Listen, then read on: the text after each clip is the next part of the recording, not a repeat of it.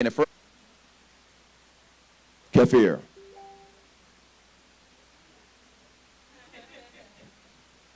Exactly, right? So we talking about kafir. Kafir's job is to consume or to war, and his power is in his hand. So who is also considered to be power and considered the hand? He's the lion of the tribe of Kafir. Thou art Kafir, and upon this, come on y'all, upon this, I will build my assembly. Right? So let's keep going. Genesis 49, 8 through 9. Yehuda, thou art going up from my brother and shall praise. Thy hand shall be in the neck. Not on the neck. In the neck of your enemies. Thy father's children shall be bowed down before thee. Yehuda is a, right? From the prey, my son, thou art going up. He stooped down and crouched down as a lion, and as an old lion, remember that word is laish. We'll get to that in a minute. Who shall rise him up? Right? So the context is that even the prophecy that that the father gave down to Yehuda is that his hand, kafir, kaf, his hand will be in the neck of his enemies. That's how a tiger would strike when he goes for his prey. So let's keep going. So I told you this last time. This is the wild thing about the word kafir, right? And then they spell it with an A on the continent. But look at this. Kafir, an ethnic slur used to refer to black Africans in South Africa. From the Kafri, it evolved from its religious origins. Religious origins. In the pre-colonial period in Eastern and Southern Africa, where the term was adopted by the colonists to refer to it to the pagan Bantu peoples. Pagan. And eventually to refer to any black person during the apartheid era. Right? This designation came to be considered by the mid-20th century and is regarded as extremely offensive. The epithet kafir has been auctionable in the justice system of South Africa since 1976. And in 2000, the South African Parliament also enacted the promotion of prevention of unfair discrimination act, basically saying that it's hate speech for you to even say the word kafir. So around here we call it the N word. Over there they call it the K word.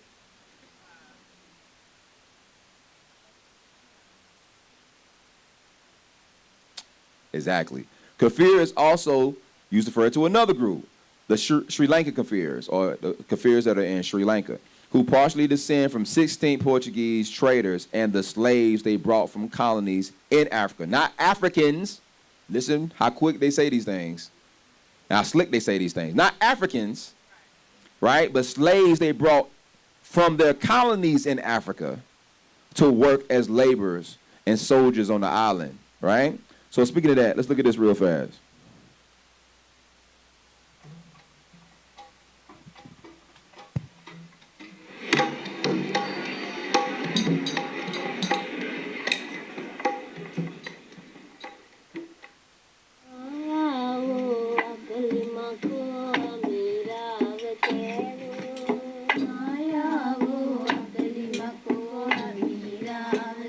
I hadn't bought any tickets for the show and I was late arriving. I was told it was sold out, but I persisted, and seeing how desperate I was to get in, bedormand and barefoot, a hip Colombo cafe acquiesced.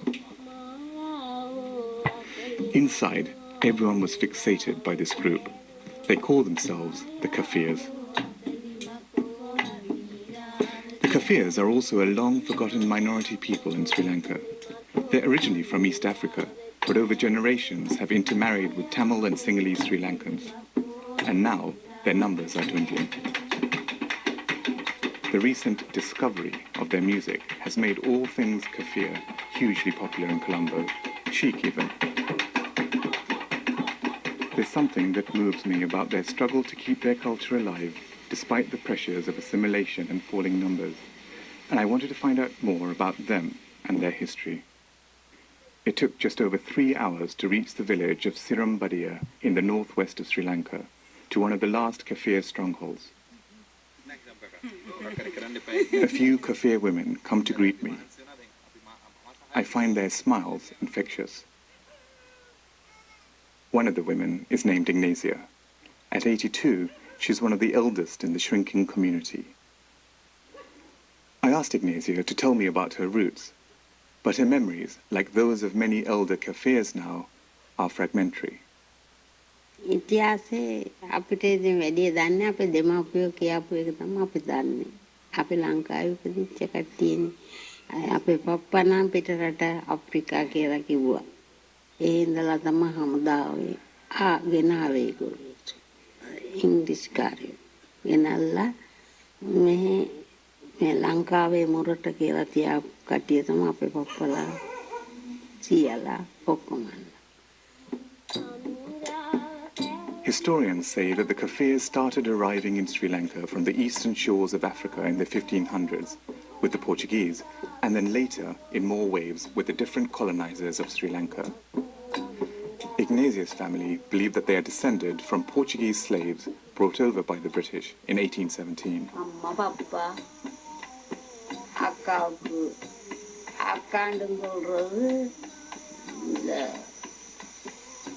Ignacia is one of the remaining few who still speaks the lyrical Creole.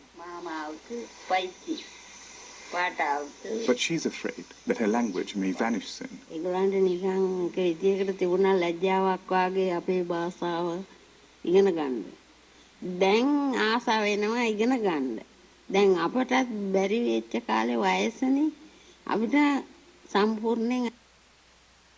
So if you notice that, so the Kafirs came from East Africa, right? Or they brought them from East Africa, the British did. And they was Portuguese slaves. You know who that is. So, of course, they look a little bit different because they mix with the locals, right?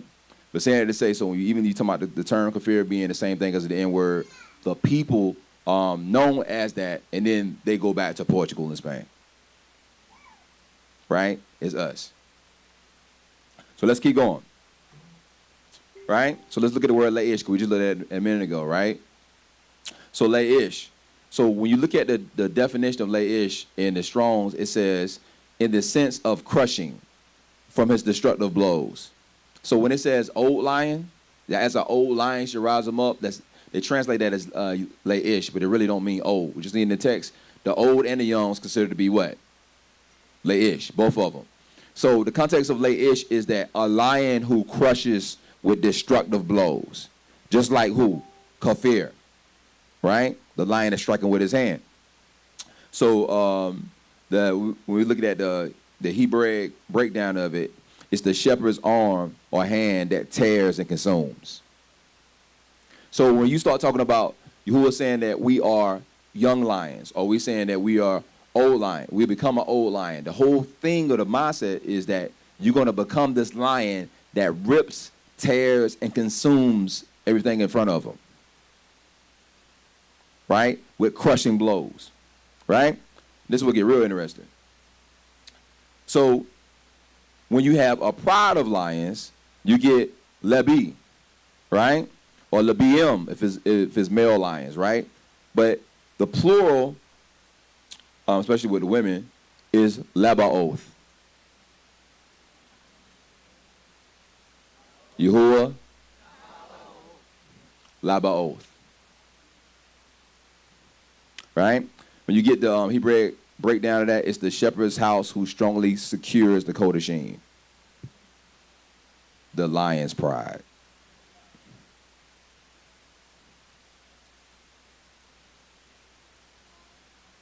The lion's pride. Let's keep going. Right? So what Yahuwah starts showing me is that this whole process of you going from a Ari to a Kafir or a La'ish is a 3-part process. So the 3 categories, and this was I'm just showing you from what I was writing in my notes that Yahuwah started showing me. is the first step is the quarim, the call.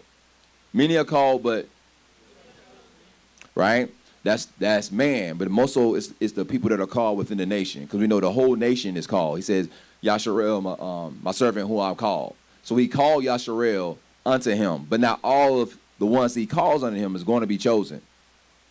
The one that he chooses is the Yaqid, right? People translate that as only begotten, but what it means is the one that's chosen. We know that Abraham had 2 sons, but Yitzhak was what? His Yaqid. So it's older. So it don't mean your only son. It means the son that you've chosen, right? So that's once he's chosen you, then you become a son. The son is like his father. That's why Yehuda is a lion's. So that word whelp is just the word ben. That's all it is. So you're a lion's son, right? So when he calls you, you become Ariel. You become a young lion, but you become a son of the lion. But you're not technically a lion until you're chosen. You become part of the pride. And then after that, when you come fully mature, you become all SHADAD. Kafir or Leish. You become the one who destroys and consumes. And this is the pattern that keeps moving. So, exactly. So look at the Korim, right? The call. You can also look at it as the sheep. So the process of you going from a young lion to you becoming a Leish, what they consider to be an old lion, or the lion that tears and consumes, or you becoming part of the pride, the lion's pride, is the same process of you going from the sheep to the shepherd. The sheep and the shepherd are the same thing. All a shepherd is a sheep that's called out. Yahuwah says, this is from my notes. Yahuwah has called the nation, right? So the Quarim, the call. When he calls the people, he gives them options, right? You read in the scripts, right? He'll say stuff like, I say choose life, or if you keep my commandments, right? And so on. If you do this, I'll bless you, right? If you do this, I'll curse you. He gives options to the call, because based on what they do with those options is how they're chosen to become the whelps, or become sons and daughters, or become part of the Labaoth, the pride or the tribe, right? We see examples of that in Deuteronomy 11, 27 to 28. A blessing if you obey the commandments of Yahuwah your Lord, which I command you this day, and a curse if you will not obey the commandments. 1 Samuel 12, 15. But if you not obey the voice of Yahuwah, but rebel against the commandment of Yahuwah, then shall the hand of Yahuwah be against you, as it was against your fathers. So Yahuwah gives options to the call, the Quarim, right? You can choose to serve Yahuwah, you can choose not to serve Yahuwah, right? But when it comes to the Yaqid, there's no ifs, ands, or buts. The Yaqid has no options. The Yaqid, the Ariel, the young lion, he's the one who's chosen out of the nation according to do Yahuwah's will. These are preordained. They do not choose, they are chosen. Yahuwah doesn't approach them with an option. If you look in the text, the ones that are his Yaqid, a.k.a. ifs. You don't have any ifs, ands, or buts. He approaches them with the word and the commandment, a.k.a. follow me. Leave your father's house. This day I've begotten you. When he told Daud that, Daud didn't have a chance to I don't want to be begotten. He was like, no, this day I've begotten you. It's done. Right? And then Yahuwah awfully speaks to the Yaqid in terms of I wills. I will bless you. I will multiply you. I will restore you. I will heal you. He speaks in these absolutes concerning them, because they've been taken from the Quarim. They've been taken from the call. When he chooses them, they don't choose him. He chooses them. They have no choice in the matter, and they can't turn away from his commandment. It might be a while. That's the reason why you see Shaul says that whoever has the rock of Mashiach doesn't continue to commit sin, because his seed remains in him. That's what it's talking about. Because if you're chosen of Yahuwah, even if you bear to the left or bear to the right, Yahuwah brings you back to the center. Like you can't not accomplish what he chose you to do, right? So let's look at this. Isaiah 41, 8 through 10, right?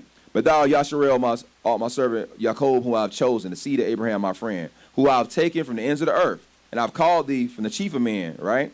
Verse 10, fear not thou, for I am with thee. Be not dismayed, for I am ALUAH. I will do what?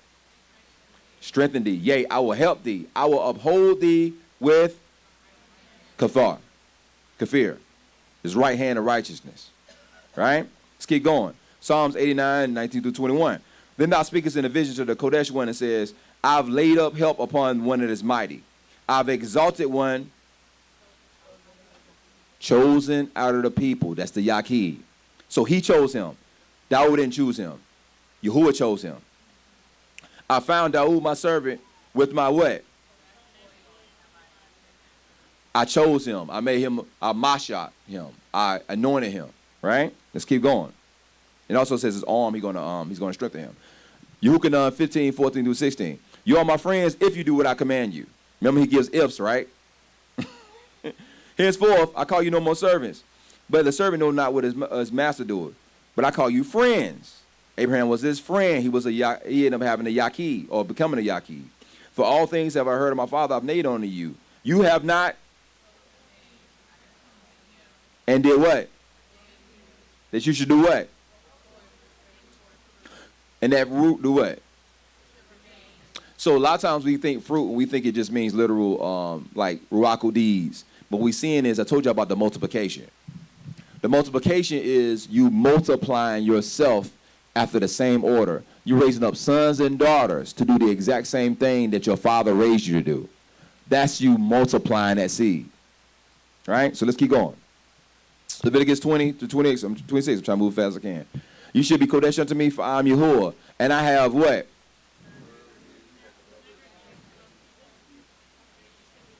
So the Yaqid is not still worrying about being severed from his people. Or her people.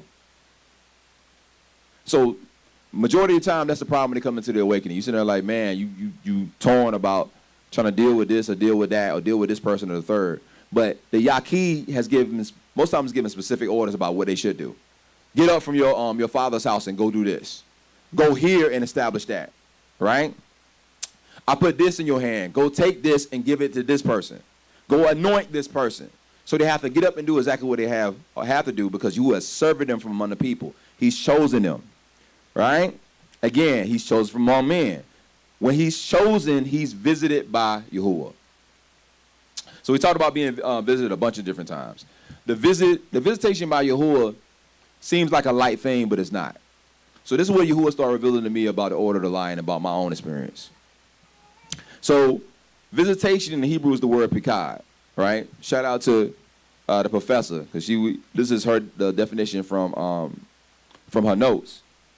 She says pikad means planted or deposited to cause movement. So when you look at this scripture and it talks about Yahuwah visited somebody, Yahuwah appearing to somebody, when he appears to somebody, he deposits something in them. So reason why this started ringing more true with me about the whole context of the Yaqid or the Ariel, the young lion, and what's deposited in them, because when Yahuwah appeared to me that day, he spoke a word, and when he spoke the words that he spoke went into my body. And from that, literally, I ain't talking about spiritually. I'm talking about literally. He spoke, and it was like this wind that went through my body, but the wind felt like water.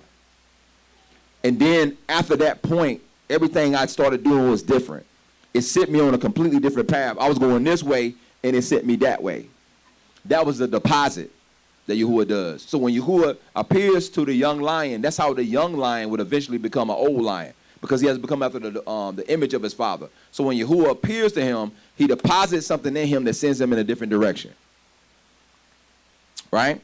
So the word is deposited into the ruach and in the flesh and the basar, so they can't turn from it. Why? That's how they're the Yaqid. That's how they're the seed. They can't turn to the left or the right because something was planted in them.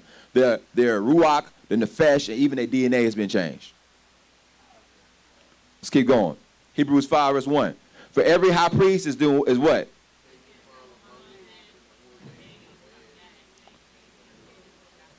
right? That means you've been severed from your people. That's what we just read in the other scripture. You've been chosen by Yahuwah. You become the Yaqui. Yahuwah has visited you. He's planted something in you. So now you can be conformed to the image of your father, which means now you become part of the pride. You become part of the Abaoth. You will become a young lioness or a young lion, but you're still immature. You got to mature to a specific age before you come full cycle and become like the father. Hebrews 2, 6 through 8. But in a certain place, one testifies saying, what is man that thou art? And the son of man that you what? That word is pakad. Pakad him. In other words, visit and implant something in him to send him in a different direction. Plant something in her to send her in a different direction. That's when he or she starts to be modeled after the lion. That's what she's going to follow. He or she going to follow in the path of the lion because they brung into the pride. Right? Thou madest him a lower Lord than really ALUAH. That's really what it means. Or all. He made him lower than all. Thou crownest him with kabod and honor. Thou set him over the works of thy hands. That's very important. You set him over what? Everything that I have conquered. So we're going to look at the word inheritance, and it's going to go back to everything that's put in the hand. This goes back to the context of a lion. That has put all things in subjection where? So Yahuwah has put all things in subjection under your feet, but you can't fully receive that thing because you've come into the pride, right? The lion is what? The king of what? The jungle or the plain or whatever. He's the king. So everything, you're a young lion. You have to become an heir of the lion, of the old lion, of the late-ish. Everything's going to be put in your hand because everything has been put in his hand. But you're going to be under tutors until you become to the point where you become mature enough to receive it. Again, this is what get real wild. Everything be put in your hand. The word pakad is also the word for overseer. Genesis 39, verse 4. Yosef found grace in his sight. And he served him, and he made him what? Made him pakad. So Yahuwah visited Yosef in Mizraim and put something in him that made everything fall into his hand. All things were made what? Under his feet, his subjection. He began to rule over everything. That's him. That's like Yosef taking his paw and striking or crushing and bringing those things into himself. So all the goods and everything that could sustain life in Mizraim became his. He became the Yaqui. Let's keep going. So once you go from being the called or the Korim, then you go from that to being a young lion or Ariel. Then the next step is for you to become like your father. Because a young lion has to become what? A mature lion or an older lion, right? Which really just means he become a laish, right? Everything is going to come into his hand, or everything going to come to his power. He's going to subdue everything under his feet because he's after the order of his father. That's when he becomes like his father. That's when he becomes a mighty one, or the most mighty. He becomes the most powerful. Who's the most powerful animal in the plain? The lion. ALUAH SHADAD. So let's keep going. We talked about this last time, right? SHADAD, right? It means powerful. What is a lion? Right? By implication, to ravage, destroyer. This is where it get real wild. This is what I'm talking about the understanding of Yahuwah. Oppress, robber, spoiler, to lay waste, to deal violently. The kingdom of Shamayim suffereth, and the Shadad, to deal violently, to go and spoil, to come and take by force. Because when he's a young lion, he just follows his father. As he's a young lion, he's just going to sit on his mama's teeth. He's going to be running around with the lionesses. They're going to be taking care of him until a specific time. They can actually receive whatever the Yahuwah has for him.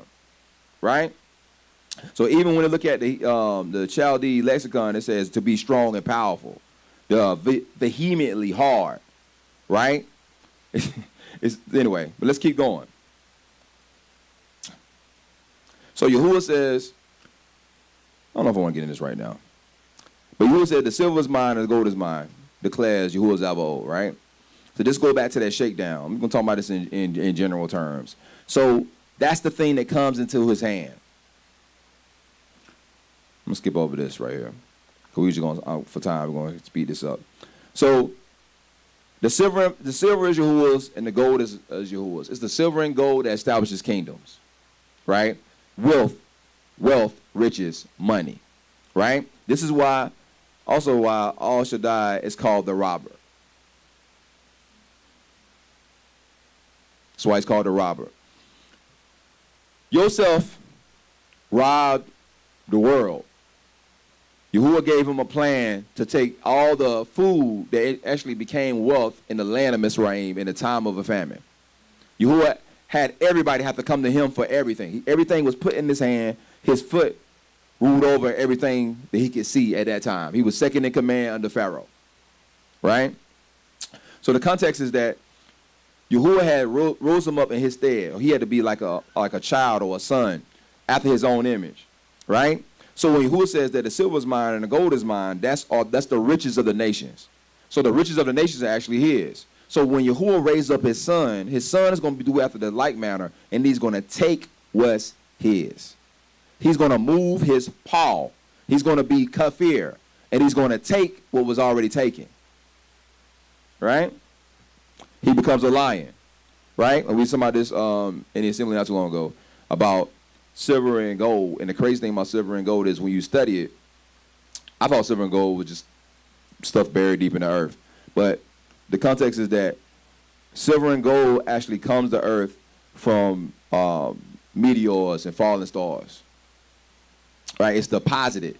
So when Yahuwah says the silver is mine and the gold is mine, he literally is the one who brung it here. Right?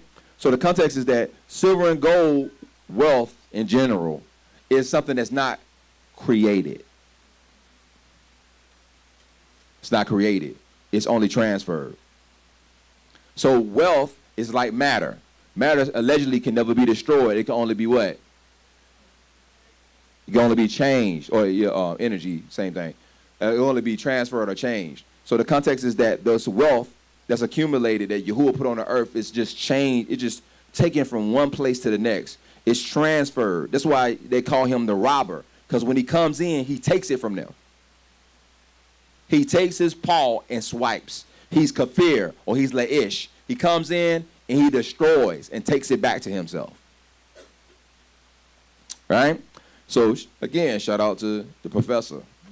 She out here working hard. Right? So the meaning of Shad, full access. So the crazy thing is about Shad is, or Al Shaddai, is that there's a meaning going back to Shad that really means double-breasted. Right? So it means fully sufficient. Or, basically, say again? All sufficient. Whatever that you need, right? A child with his mother is not going to lack anything, right? When he or she is a newborn, right? Because she's going to lay on his mom's teeth. He's not going to suffer hunger. He's not. That's his pacifier, his or her pacifier, all that kind of stuff. Everything that he or she needs comes from the mother at that time, right? Because of the breast. So the context of Shad goes back. You know, Yahuwah is not a woman in the context of breast or physical context. Is we talking about when you're dealing with Yahuwah, things are about function, right? Like we talked about before. Israel is a woman, but it's also a son, right? We can go all the different comparisons, but the gist of it is that Shad means the person who has basically everything that's needed, right? So, and the reason why Shad has everything was because it's his. He's taking it. It's put into what? His or her hand. Kafar. Kaf. Right? And this is where it get real crazy, because I was talking to Yiska about this. And it makes even more sense about this whole process, right? So she put in Hebrews 5:12-14. It says, For when for the time you ought to be teachers, you had need that one teach you again of the Lord, which are become such as need of milk and not strong meat. For everyone that uses milk is what? For he or she is a babe. But the strong meat belongeth to them that are what?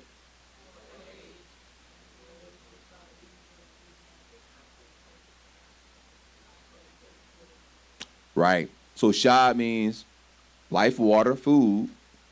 It can also come to tied into immersion. It means to bring forth or bring forward, to bulge from fullness, protruding, sharp, press, cut, tear, and divide. Right? That's the reason why it's violent. Things are being cut, things are being pressed, things are being divided. And through that, he's becoming all sufficient for the children. Everybody understand me? Through this tearing, through this cutting, through this division, he's become sufficient. He has everything that the child needs. Everything that is needed to sustain the child, right? But going back to this context about the milk, it gets pretty interesting. Because when we look at a child or a young lion's whelp, right? First is a young lion, he's an Ariel. He's going through the process of maturation till he can become an old lion, right? So when he becomes an old lion, the gist of it is that he goes from the milk to the meat. Numbers 23:24, behold, the people shall rise up as a great lion. He shall lift up himself as a... Until he do what? That's when he gets off the milk and onto the meat. That's when he becomes a mature lion. Because he can't go out in the hunt if he's still on the breast.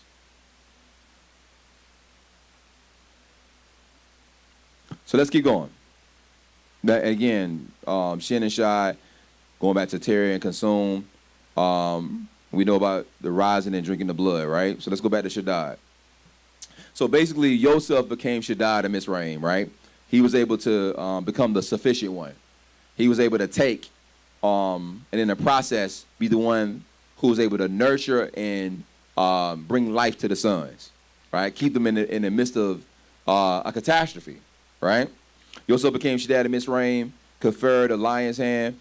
All things were given into his hand, a.k.a. the robber or devastator, the overseer, right? Remember it said he was an overseer. He had a visitation, or pikad.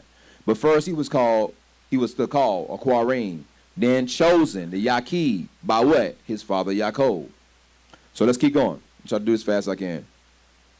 So the visitation and implantation from Ab, a.k.a. the pikad, starts the kagi, or the cycle. When we talked about Hagayon, right? That's the cycle. Once the visitation happens, now you in the process of becoming mature. You in the process of inheriting all things. You're in the process of receiving the kingdom. You're in the process of reaching a place where you're fully sufficient. Or you're in the process of having everything being placed in your hand, because everything has to be placed in your hand that you can turn it over to the Father. Right? So that's when you become a lion's whelp. In other words, you become a child of the lion. Remember I told you the word whelp don't mean young lion. It means son. Ben. A lion's cub of Yahuwah and Yahusha. That's why he says what? This day I have what? That's when you become born again. Once you become born again, you are a young lion, but you're still an immature lion. So you have to mature. You have to come off the milk and onto the meat. You have to rise, eat flesh, and drink blood. Yahusha says that unless you eat of my and drink of my, you do what? So you thought that was just literally about, you didn't realize that tied into the prophecy of the lion, did you? Unless you eat of my flesh and drink of my blood, you have no parts with me. Because he's what? The lion of the tribe of Yehuda. Galatians 1:4-1-3. Now I say that the heir, this will get real interesting. As long as he's a child, differeth nothing from the servant. But he be what? He's the Adonai of everything. The daughter, the sons and daughters of the king own everything. They don't differ but as they're a child, or when they're a child, they basically just a servant. Nobody knows what they're going to manifest to be. Nobody knows that everything's put in their hand until that time comes, because they put under tutors and governors or governments until the time appointed of the Father. Even so, when we were children, were in bondage under the elements of this world. So as we're a child or we're a young lion, we're just we're just servants to the system until we ascend and become like our Father. Because the Son must become a father. Because nobody knows the Father and nobody knows the Son but the. So over the process of time, the Son has to become a father. That's the multiplication. The lion's cub has to become a lion. So again, at the end of the Kagi, the Son has become the Father. All things subdued under him because he's become Shadad or Kafir. He's become the lion's hand. He's become the sufficient one. All things are put into what? His hand. Genesis 14, 18 through 20. And when Melchizedek, king of Shalem, brought forth bread and wine, and he was a priest of the Most High Lord, and blessed him, he said, "Blessed be Abram of the Most High Lord, possessor of the Shamayim and the Eretz. And blessed be the Most High Lord, which have delivered what? Thy enemies where? Into thy hand, the lion's paw. And he gave them tithes of all." Numbers 21, 34 to 35. And Yahuwah said unto Moshe, "Fear not, for I have delivered him into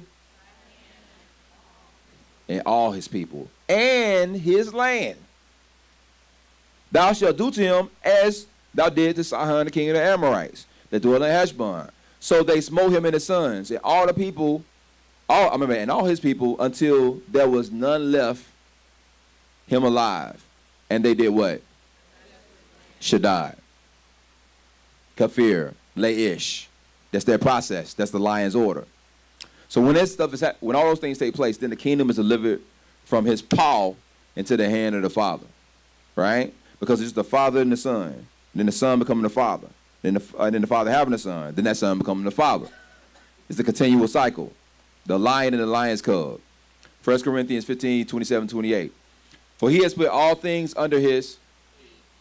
But when he saith all things are put under him, it is manifest that he is expected, which they put all things under him. When all things shall be subdued under him, then shall the Son also himself be subject unto him that put all things under him. Let me say it again so y'all get what I just told y'all. For he has put all things under his feet, right?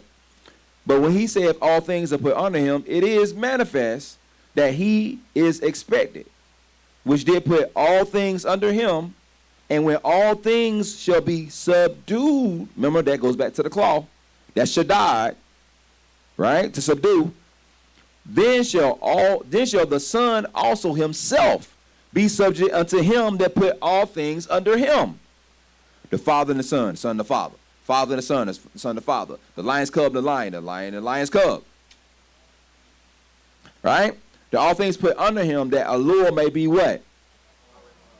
It's a process. This is the process of doing. This is the violent. This is how the kingdom suffer violence, and this is how the violent take it by force. So go Isaiah 51.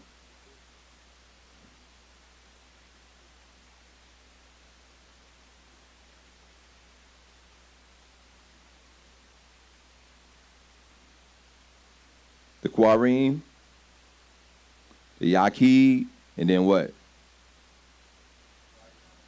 The Shadad. Isaiah 51. Hearken unto me, and ye that follow after righteousness, and that seek after Yahuwah. Look to the rock where you are hewn, the what? Abin. And to the hole which pit you will dig. Look unto Abraham your father, and unto Sarah who bare you. For I called him alone and blessed him and increased him. For Yahuwah shall comfort Zion, he shall comfort all her waste places. He shall make her wilderness like Eden, and her desert like the garden of Yahuwah. Joy and gladness should be found therein, thanksgiving, the voice of the melody. Hearken unto me, O my people, and give ear unto me, O my nation. For a Torah shall proceed from me, and I will make my judgment to rest for light of the people. My righteousness is near, YAHUSHA is gone forth, my arms arms, plural, kafir, shall judge the people. So he says, he's not going to, he said, judge the people. He says what? His arms will. The isle shall wait upon me, and on my, they shall trust. Lift up your eyes to the Shamaim. Look up to the earth beneath. The heavens shall vanish like smoke. The earth shall wax like an old garment. They that dwell therein shall die in like manner, but my YAHUSHA shall be forever, and my righteousness shall not be abolished. Hearken unto me, ye now, ye that know righteousness, the people whose my heart is my law, or my Torah. Fear not the reproach of men, neither be afraid of their revelings, for the mouth shall eat them up. The mouth shall eat them up like a garment, and the worm shall eat them like wool. But my righteousness shall be forever, and my YAHUSHA from generation to generation. Listen to what it says in verse 9. Awake, awake, put on strength, O. Awake as in when? In a generation of old. Art not what? That did what?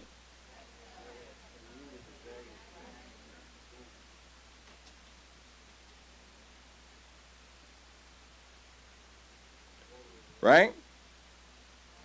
Aren't you the one who cut the dragon?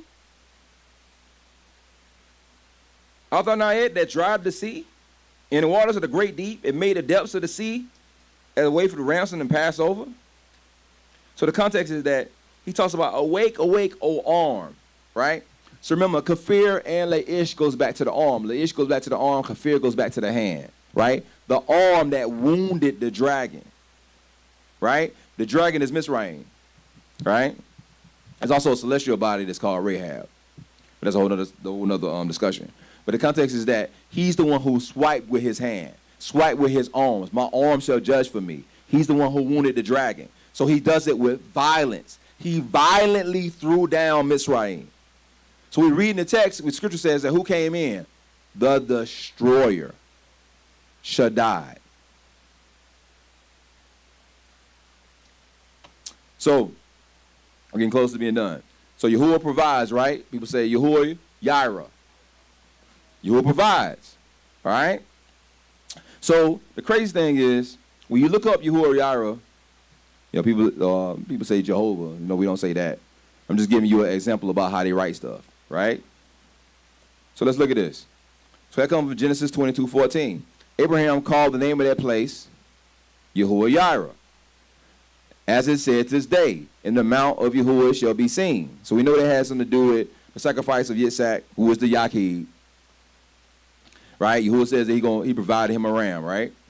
Instead of having sacrificed his sons. And then he says that Yahuwah Yireh, people translate that as Yahuwah does what? Provides. So let's look at that. When you look it up in the Strongs, it's interesting because they're translated as Yahuwah provides, right? But when you look it up in the Strongs, it says Yahuwah Ra'ah. Sees. Arayah, sees. Right? Because some translate it as Yahuwah see to it, which can kind of mean the same thing. So I start looking at this thing. So Yahuwah Yireh, right? H3068 and H7200, right? Yahuwah Yireh, Yahuwah sees, right? People translate that as provides, right? But that word is not Yireh. That word is Ra'ah, right? To see or take heed, to look upon. They go back to Ra'ah, right? Or something similar to that, right? So we look at this. When you look at those two definitions, or you look at Yahuwah Yireh and you look at Yahuwah Ra'ah, the actual word that's used there is probably Ra'ah, right? It's not Yireh. But when you look up the word Yireh, the word is really Yaresh. Yaresh. It goes back to Yarah, that crazy that I was talking about earlier. But that word Yaresh is real interesting. It does mean to be sustained. It means, I guess in the same lane, it means to inherit. To inherit, or to be an heir. So for you to inherit or be an heir, that word is Yaresh, or Yarash, right? We would get like the root of Yara. So let's look at the word Yaresh. It means to seize, dispossess, to take possession, to inherit, to disinherit, to occupy, to impoverish. Right? So again, lay-ish. We talked about the lion's hand or the claw. It means the shepherd's arm, a hand that tears and consumes. Yaresh, right? The breakdown is the arm or power of the chief's tearing. So to inherit, it comes with a crushing lion's blow. The lion's blow or the lion's arm is how you receive the inheritance. This is why he says, awake, awake, O arm of Yahuwah, when you did what? Wound the dragon. Because what happened? They came out with what? Great wealth. They came out with an inheritance. Let's look at this. So once the lion's whelp has become a lion, he's no longer the milk. He has the shin or shad. He has teeth to tear and consume. So when a child has teeth, he's no, he comes a problem for the mama. Right? Like I had little children, right? So, okay, go ahead. But no, okay, so I was gonna say, like how you said with his arms, he's gonna do everything. So YAHUSHA said the father judges no matter, but he commits all judgment to the son. Right. So basically, becoming the Yaqi, the inheritance, we inherit as sons and daughters the judgment to be his arms and ram. Hallelujah. Right. So but it goes back to the shad. So remember we talked about the Yaqi and then the shad. So shad goes back to the shin. It means teeth. So when the young lion develops his teeth, then he's able to eat and drink. Right? The blood of the slain. So before then, he's just on what? Milk. So he's on milk until he becomes SHADAD. Right? So Numbers 23:24, behold, the people shall rise up a great lion. He shall lift himself up. He shall not lie down to eat and drink, eat of the prey and drink the blood of the slain. But it goes back to the shad, or him transferring, him becoming a Yaqi or a young lion into a SHADAD or a kafir or a lay-ish. He receiving his inheritance, right? He has to first grow those teeth. He has to learn how to tear and consume. That's the reason why it's going to be by what? Violence. It's going to be through tearing and consuming. So let's look at Yaresh, right? The word inherit. The primitive root to occupy. Listen, to be driving out of previous tenants. The possessing in other places. By implication, to seize, to rob. To rob. Right? To inherit. Also to expel. To impoverish. To ruin. To cast out. To consume. To destroy. To disinherit. Who does it sound like? Sound like SHADAD, don't it?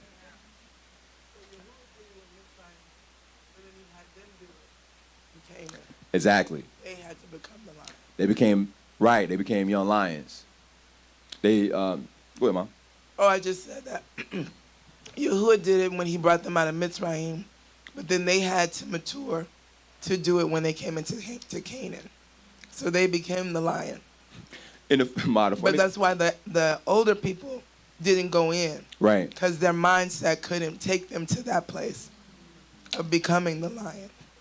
And the funny thing is that our minds in the secular mind here in America defaults to that. We call it looting. Some event happens, that's traumatic. Then all of a sudden we go and we do what? We rob, spoil, and pillage. So I just happened to watch Animals on Netflix the other day, and it was about the lions.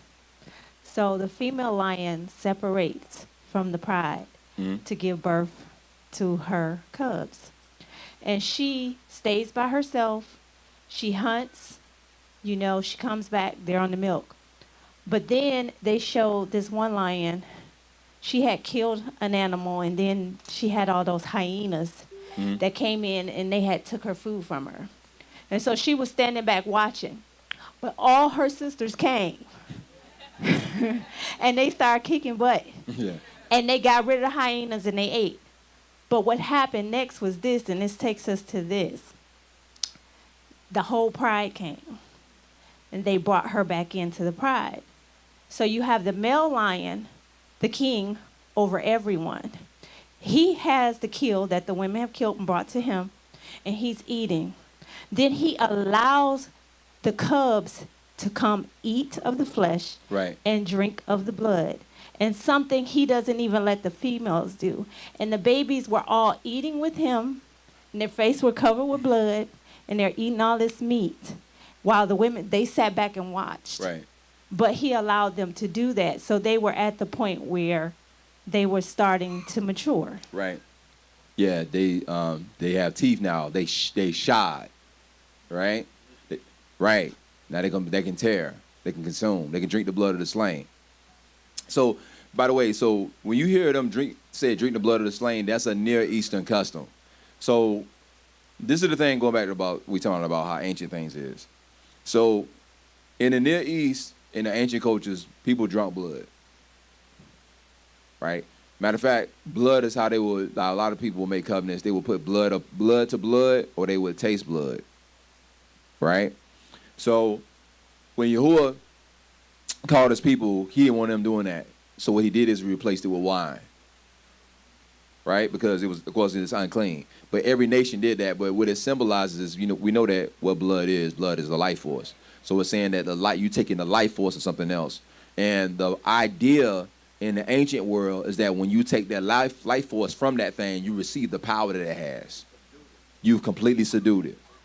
Right. So that's why he talks about being a young lion and raising up and eating the flesh and drinking the blood of the slain. Because that means that we've received the power, we've subdued the oppressors. We received the power that the oppressors have, right? But not in oppression. That's the kibosh. Exactly what it is. That's also the inheritance. That's what I'm trying to get y'all to see about. This is why Scripture says that the violent take it by force. Because the word inheritance means to rob.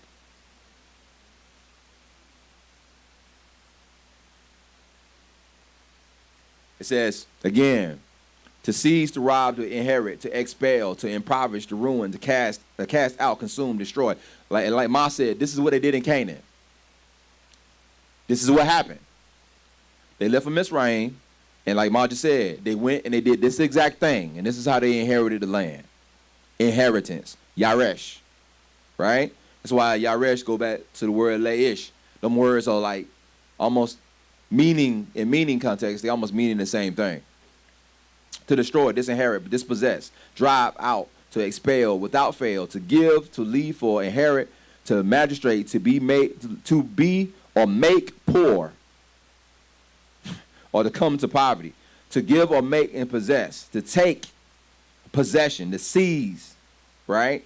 Even the Brown's driver Briggs says to seize, to dispossess, to take possession of, to inherit, to disinherit, to occupy, impoverish, be an heir. Right? So again, that is directly tied into the multiplication. When he talks about the multiplication happens after SHADAD has appeared, the double-breasted one, the sufficient one. Because he comes, and how he multiplies you is that he brings you salvation. The Hebrew context of salvation is to be secure and to be wealthy.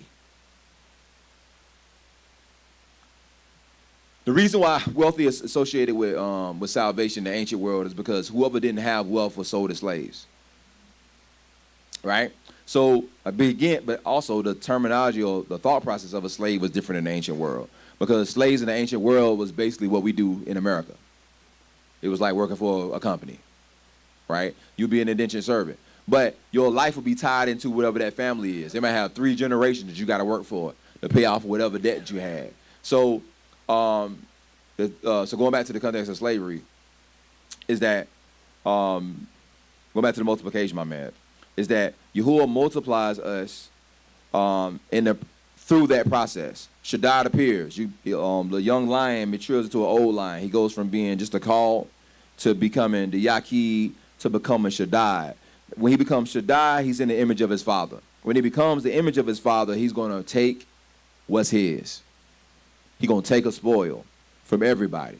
Like going back to what we were saying about, this is the reason why they became a terror to the nations when they left Mizraim. When they was in Mizraim, they were just a young lion. Yahuwah called them out from Moshe. Matter of fact, Moshe means called, taken out or called out. So Yahuwah called them out through Moshe. After that, they became the Yaqid. And then they went from that to becoming a mature lion and then subduing.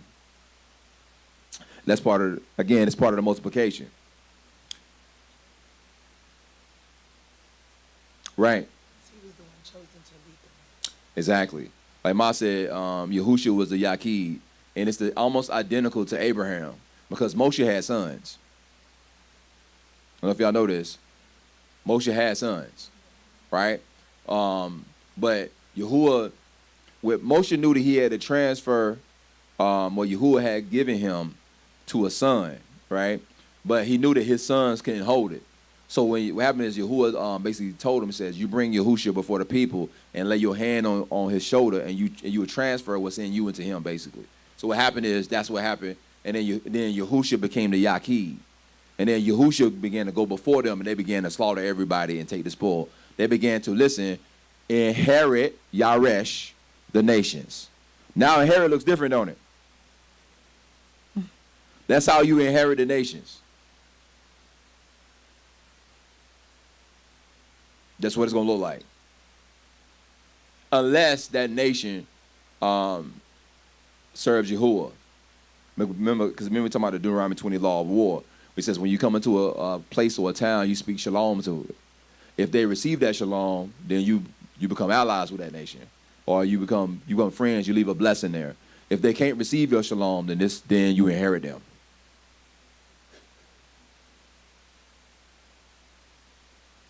Right? So again, that's the multiplication. So how do I know that? Genesis 24:60. Listen what it says. And they blessed Rebekah and said unto her, Rivkah, and said unto her, thou art my sister, be thou the mother of thousands of millions. Let thy seed, that word is Yaresh. That word possess is Yaresh. The gates of those which hate them. Yaresh. To dispossess, to rob, to spoil, to take basically. It's the same thing as a shin. It's to tear and consume it, right? So the prophecy about Rivkah and about the children is that the seed is going to inherit the gates of their enemies. So the inherit is to take, unless shalom rests on them. So if you go back and study when the ancestors went through Canaan, there was very few nations that they was in shalom with. Right, you know, the Amalekites and the Edomites were always beefing with them, and then there was certain other nations that were beefing them. And certain nations would let them cope through and pass through with no problem. So that would be the nations that shalom will rest upon. This thing is doubled when you look at Ezekiel. When you look at Ezekiel, it talks about how Yahuwah is going to make every nation keep tabernacles, right? But it says that Sukkot. So it says that the nation that don't come up won't have no food. Then he goes on and says, in the nation that don't serve you, I will destroy it. Literally what it says. So again, when you start really understanding why the scripture says that the kingdom suffer violence and the violent take it by force, it don't seem all warm and fuzzy no more. Genesis 22:16. And they said, by myself I have sworn, said Yahuwah, because thou hast done this thing, and hast not withheld it from my son, thy only son, that in blessing I will bless thee, and what? We're talking about the multiplication, right? As the sand which is upon the shore. And your seed shall do what? Rob and spoil them. So this is the thing about the robbing and spoiling. Technically, it's not a rob and spoiling. It was Yahuwah's in the first place. The gold is mine, and the silver is mine. And the cattle on 1,000 hills. Abraham came from the slaughter of kings. He became a mature lion, right? All things was given into his hand. He became kafir, right? And so he began to possess the gates of his enemies. He came out with what? Gold, silver, and cattle. And his name became great in the earth. And Melchizedek had to come and do what? Bless him. So before you say that, though, it's interesting that a man would wage war against 10 nations and then get a blessing.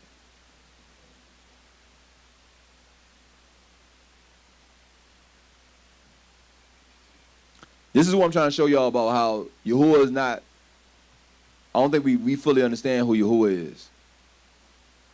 We don't fully understand how Yahuwah works. That war is called the slaughter of kings. He comes out with, what, 300? 318? Abraham basically trained everybody in his house. They come in, they win the war, slaughter a bunch of men. Then Yahuwah said, let me bless this man for slaughtering the nations. This stuff is different. This is the order of the lion. Again, it says what? You shall possess the gates, Yaresh, of the enemies, right? So again, I told you, that's why Yahoo 16:18 says what? I was saying to thee, thou art kafar, you're a kafir, and upon this rock I'll build my assembly, and what? The gates of Sheol shall not prevail against it. Why? Because you're going to possess it. You're going to inherit it. So the scripture says you will Yaresh the nations. You will inherit them. But it also says that when you inherit them, you won't be able to rule upon them with vigor. Meaning that you have to rule over them in righteousness. Let's keep going. Genesis 9, verses 1 through 2. All right. ALUAH blessed Noah and his son, said unto him, be fruitful and do what? Now look at this. And replenish the earth. We talked about that, right? And the fear, that's the word Yara. That's what Moriah's charges brung out. The fear. So that word it's a word Morah, but the root of it is Yara, right? Or Yara. Of you, and the dread of you shall be upon what? Right? So let's look at Yara. Right? And Yaresh. Yare. Yaresh. Inheritance. Fear.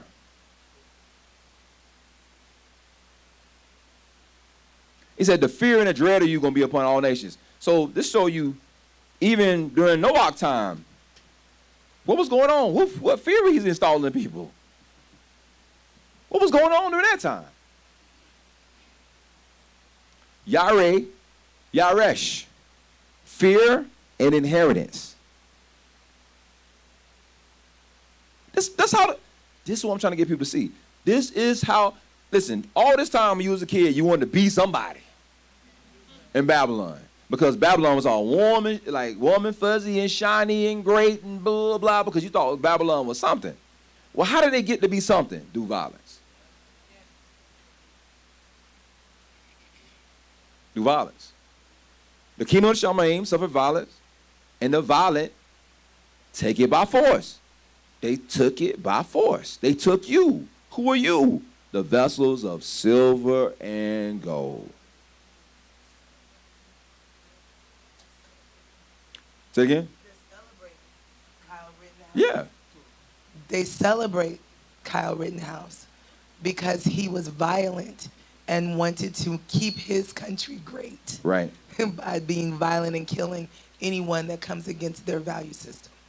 See, this is the reason why I don't even be beefing them, because they understand it. Exactly. I for real. They understand it. Like, they trying to, they can get it. I ain't trying to take their country. I'm not trying to take their country. I'm all for them having their country. I just want to leave. Pay me my monies and let me go. You can do whatever. Y'all go back to Africa. We will. We will. For real. Let me know when. I will go. I shout you out and everything. All right, dude, be out. I'm out. Let me get that check, though. Yeah, let me get that check and I'll be out. I don't got no problem with it. They want to take their America back. Let them take their America. I ain't trying to stop them. I ain't from here. I told you, Yahuwah says that I seek a better nation. Listen. Let them do it. Let them make Kyle Rittenhouse the next whoever. There's somebody probably done created a GoFundMe and sent him money.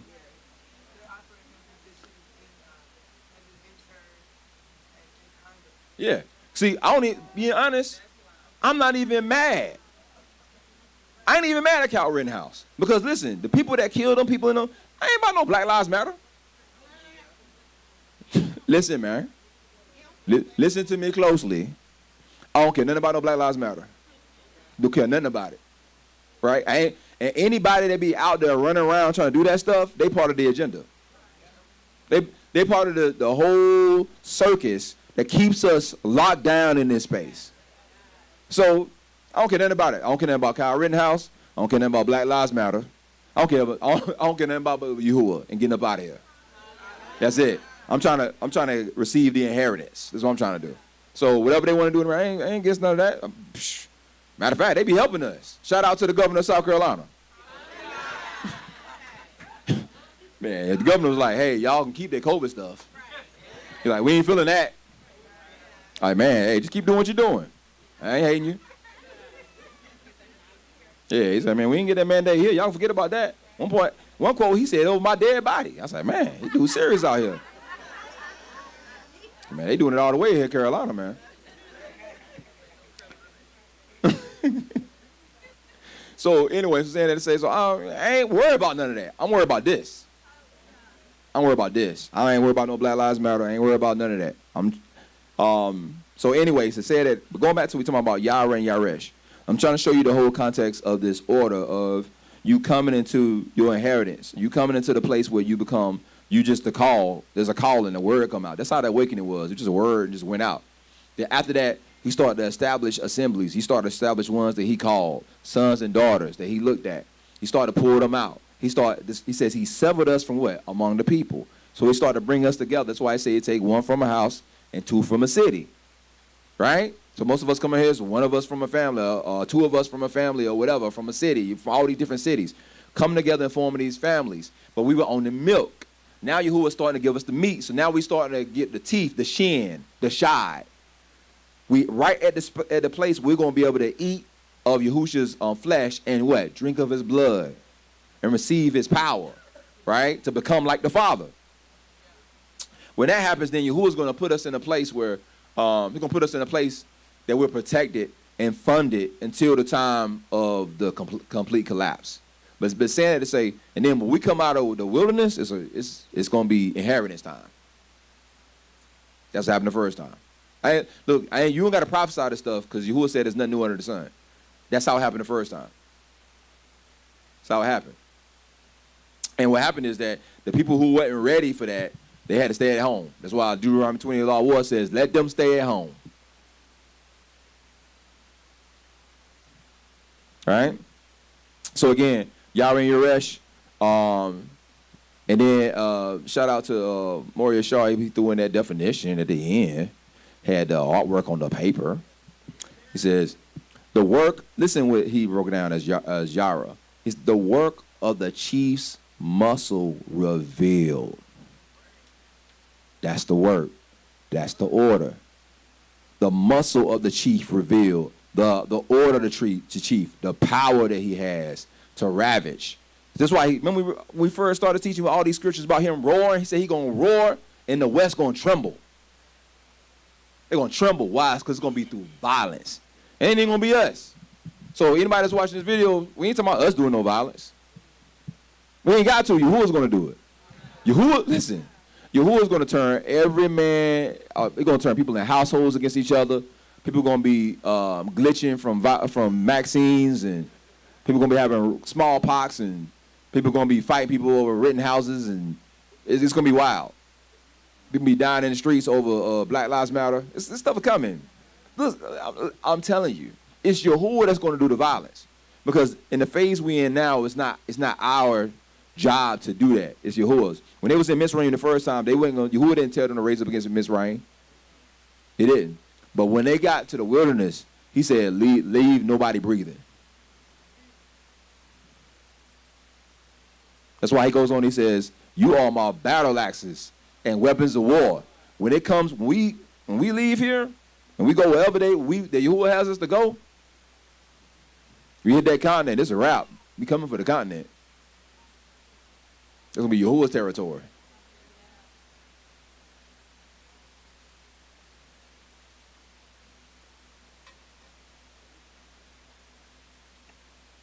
Telling you. I mean, wherever that Yahuwah put us in, whoever that's at peace with us, going to be just like the first time, going to be at peace with us. Whoever the enemies is, they're going to have a hard time. They'll have a hard time. So saying that to say, that's the order of the lion. That's where we at right now. The lion is roaring again but don't get shook during the shaking. Because Yahuwah said he's going to shake the shamayim in the arrest. And everything that's not stable is not going to be able to hold on to it. I got one more scripture I want to read. And it goes back to that rule that we're talking about and how it's supposed to go. Because Yahuwah kind of showed me this, like, man, this is wild. Leviticus 25, verse 45. Look at this. This shows you the kind of rule that Yahuwah is about to set in the earth. And this is the reason why when you read about when the lion comes, when you look at 2nd Ezra, you read that prophecy about the three-headed eagle and the lion, why it says that the earth rejoices when the lion kills the eagle. Leviticus 25, starting verse 45. Listen to this. This is interesting. It shows you how we're going to rule in the midst of this. Moreover, the children of the strangers that do sojourn among you, of them you shall buy. And of the families that are with you, which they shall beget in your land, they shall be your possession. Now, we just read, it says that what? You shall yara the gates of your enemies. Yaresh, the gates of your enemies. Meaning you're going to possess them, right? Meaning that you're going to come and you're going to take them, right? But so you read this, you think, man, you're going to oppress people? Let's keep reading. And you shall take of them as a what? Go back to the inheritance. For your children, after you, to inherit them for possession. So for all these, sound kind of crazy, don't it? You go into a place and then these people, you're like, man, that sounds like what we went through. What it sound like, right? Let's keep reading. Shall take them from to inherit them for possession. They should be a bondman forever. But of your brother and your children, Yasharel, you should not rule over them. Rule over one another with vigor. Listen. And if a sojourner or a stranger wax rich by you, how you gonna take somebody to be a slave and then they get rich? What kind of slavery is that? Well, which slaves we knew were taking as slaves and become rich? Is that a thing? So it seems like that rulership that we have, it looks different when you inheriting people and they become rich. Alazar, right? You inherit the people and they become rich. Listen, I saw that, I was like, man, this is wild. You should take them for the inheritance of your children after you to inherit them for possession. They should be your bondmen forever. And your brother or your children, Yasharel, you can't rule over one another with vigor. And if a sojourner or stranger wax rich by you,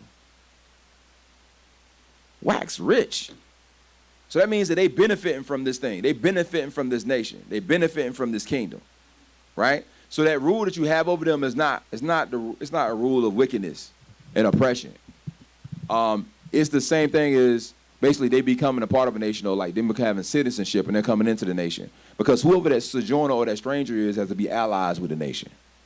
You know, because Yahuwah doesn't have anybody that's enemy of the nation. He says oppressor will no longer come through your nation. If you go read Ezekiel, that's what it says. The oppressor will no longer come through your gates, right? But during that time, that rulership is going to be so great that even the people that we inherit going to benefit from it. They're going to be set apart. They're going to be set apart in the context of blessed. That's why, remember, what you will tell Abraham. He says, through your seed, all will be what? That's how you can inherit a nation and they become rich. So if the servants are becoming rich, what you think you're going to be?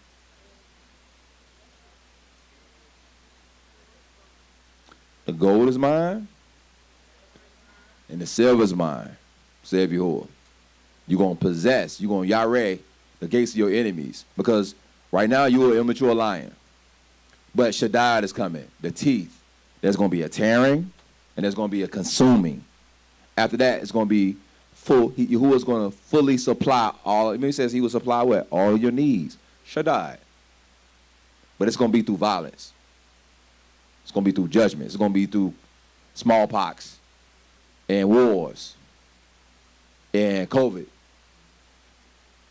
and riots in the streets and crazy verdicts. It's going to be all that. It's going to be that times 30. But in the midst of it, at the end of it, everything that you need to be, that's supplied to sustain you, Yahuwah's going to give it to you. And then once we leave here, once we leave all these places that we scattered, and once we're gathered to whatever place Yahuwah has us in, it's going to be the incubator for the inheritance. So the question is now, where's your head at? Where's your mind at? When you understand these things, you got to understand that Yahuwah is going to bring us into a place where we have to change our mindsets and our paradigm, that these things don't be so foreign to us that we kick against the prick. Go ahead. So I was looking at that Leviticus 25 where you're just bringing out about the foreigner becoming rich and all these things. Then it goes down and talks about if your brother becomes a slave, to make sure you buy him back and all that stuff. So it says all of that until the year of Jubilee. Right. And so if you go up in the chapter to verse 10, it says, and you shall consecrate the 50th year and proclaim liberty throughout the land to all its inhabitants, and it shall be a jubilee for you, when each of you shall return to his property, and each of you shall return to his clan. So it says that, so basically, even if the foreigner becomes rich, he's going to have to give all that back. Right. So there's going to be that's how different this is, to where the son never loses his inheritance. Right. Even amongst a foreigner, because he's a part of a different order. Of course, we're not talking about the same type of slavery that we would deal with, even if you go and possess a person or a people or something like that, and even if there's some kind of an alliance and they benefit off of it, cool. There's always still going to be a jubilee. Right. Because Yahuwah has established that this order always be balanced. Right. And going back to the whole thing about possession people, I don't know if y'all know this, but America possesses you. So you ain't got to guess what it looks like. You grew up in it. Yeah, you have. Say again, Mom? Right. I just said every nation possesses its people. Yeah, so that's what I've been trying to get you to do, to be grounded in Yahuwah.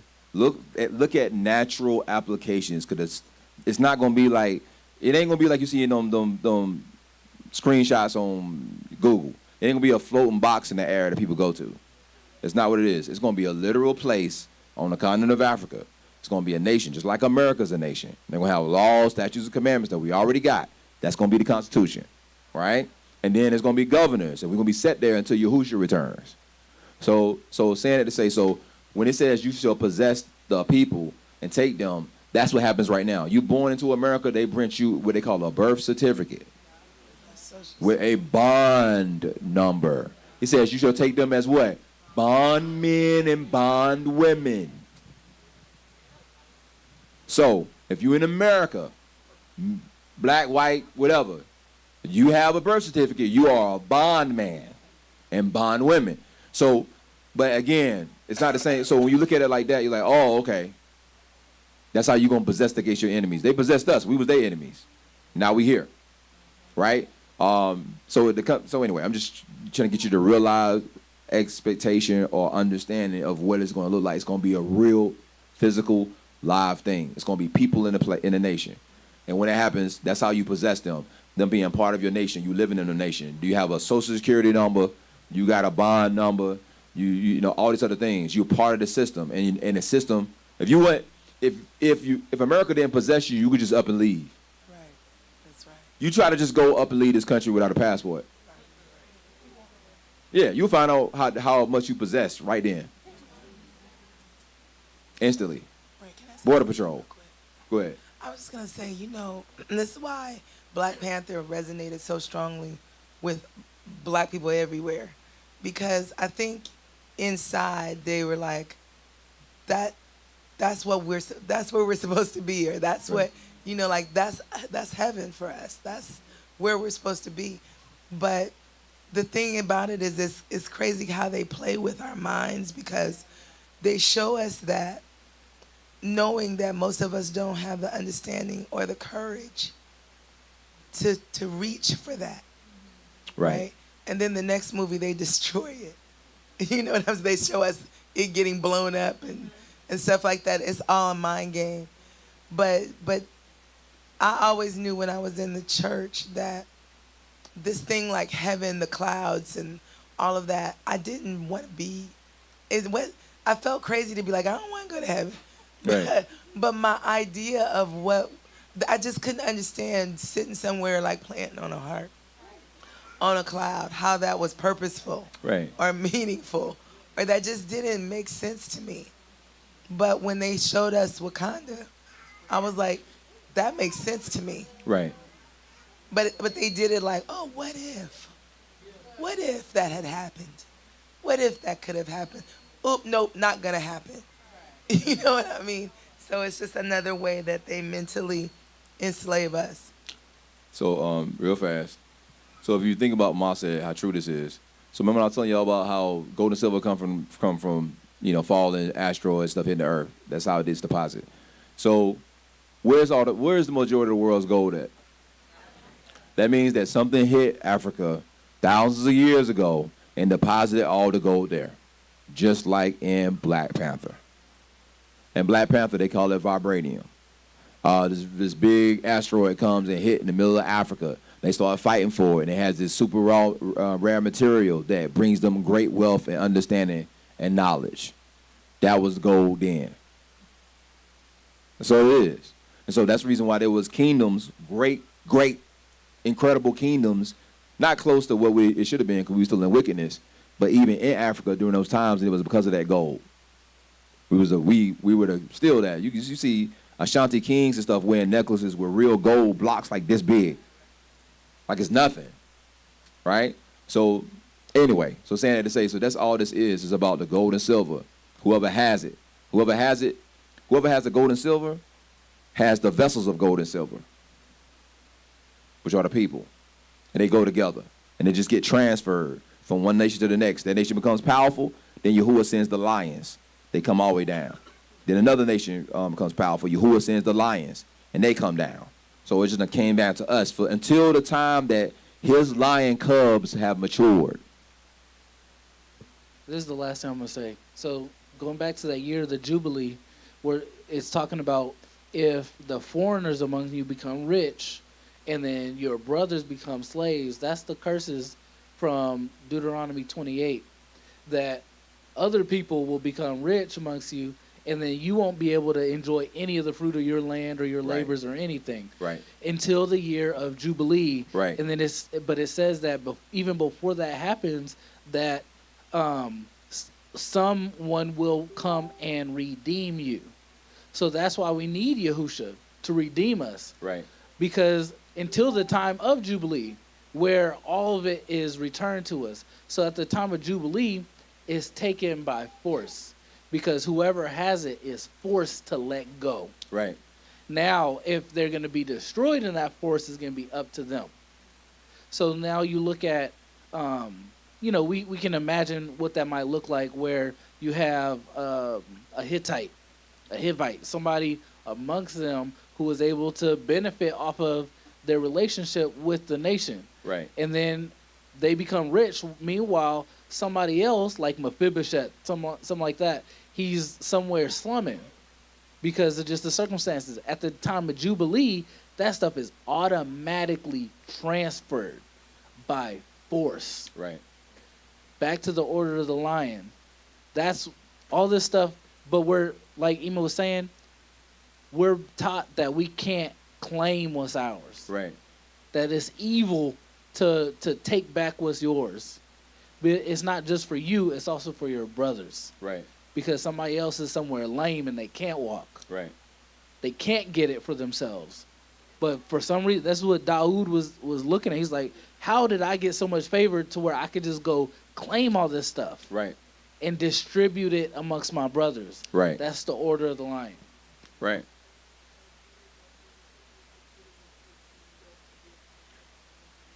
Right. Yeah, because his hand is going to be in his neck, that lion's paw. One last thing. One interesting thing is talking about how he'll send the lions. That's the reason why Hassan is a roaring lion, and he'll send the lions after us, right? So what happens when they try to put a people that wasn't us in that land? The lions came and consumed them, right? So anyway, that's that order. But any questions? Oh, everybody sad about that lesson, man.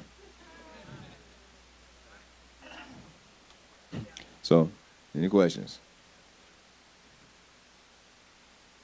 Praise you over that. All right. So everybody in the house? So online, y'all do your thing out. Rebirth of a nation.